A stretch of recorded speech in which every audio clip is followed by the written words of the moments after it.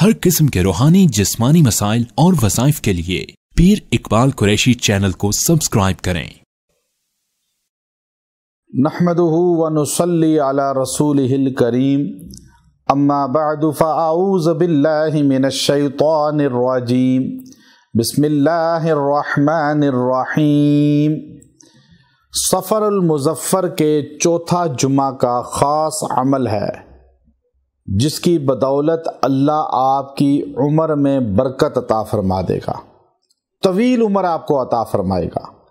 اتنی طویل عمر ہوگی کہ آپ کی عمر میں برکت بھی ہوگی، رحمت بھی ہوگی، محبتیں بھی ہوں گی، اتحاد بھی ہوگا، اور اللہ آپ کو بیماریوں آفات سے بچا کر عمر نوح جیسی عمر عطا فرمائے گا۔ اب یہ تو میں نہیں کہہ سکتا کہ آپ کو 900 سال زندگی ملے گی، لیکن اتنی زندگی ملے گی جو معاشرے کی زندگی سے زیادہ ہے، عام لوگوں کی، اور عافیت، صحت والی، عزت والی۔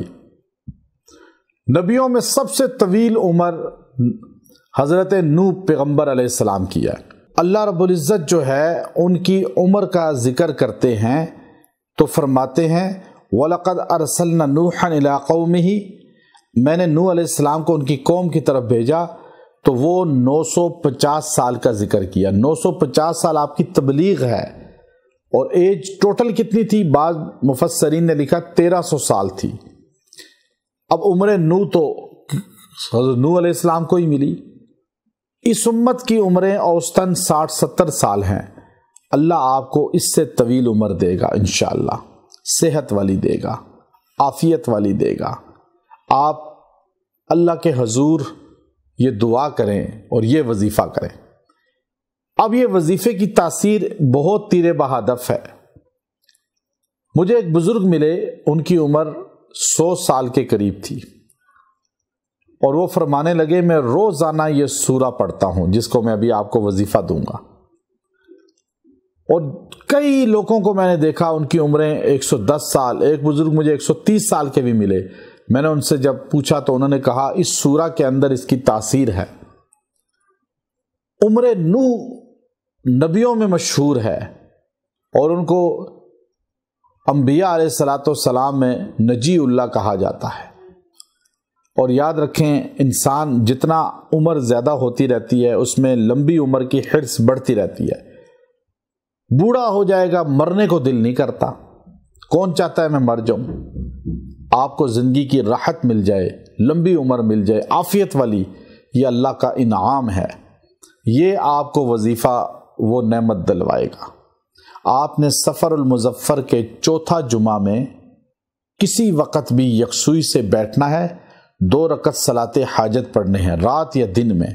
صلاۃ حاجت پڑھ کے اللہ کے حضور یکسوئی کے ساتھ بیٹھ کر سورہ نوح جو 29ویں پارے میں ہے اس کی تلاوت کریں۔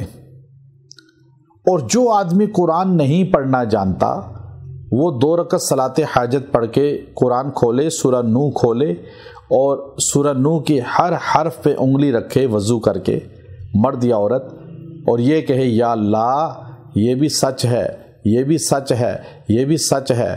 یوں پوری سورت پہ انگلی پھیرے، پورے سورہ کے حرفوں پہ۔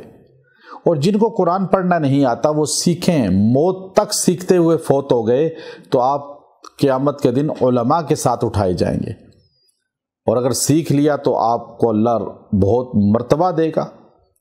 اب یہ سوچنا کہ میں بوڑھا ہو گیا ہوں اب کیا قرآن سیکھوں، یہ بہت جہالت کی بات ہے۔ جس عمر میں بھی ہیں قرآن سیکھیں۔ قرآن سیکھنے والا اللہ کا برگزیدہ بن جاتا ہے۔ اللہ کے رسول سے پوچھا اللہ والے کون ہیں؟ کہا قرآن والے۔